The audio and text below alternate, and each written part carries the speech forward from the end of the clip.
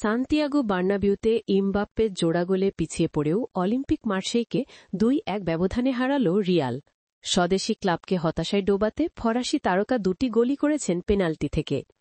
ম্যাচের শুরুটা ভালো ছিল অতিথি মার্সেইয়ের জন্য। মেসেন গ্রিনউড বল কাড়েন আর্দা গুলারের কাছ থেকে এবং টিমোথি উইয়ারকে পাস দেন।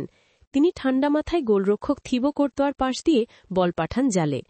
মার্সেইয়ের জার্সিতে এটাই ছিল তার প্রথম গোল। এরপরই ম্যাচে উত্তেজনা তৈরি হয়। একের পর এক আক্রমণ চালালেও অবশেষে রদ্রিগো গোয়েসকে জিওফ্রে কন্দোগোবিয়া ফাউল করলে পেনাল্টি পায় মাদ্রিদ। সেখান থেকে নির্ভুল শটে গোল করেন এমবাপ্পে।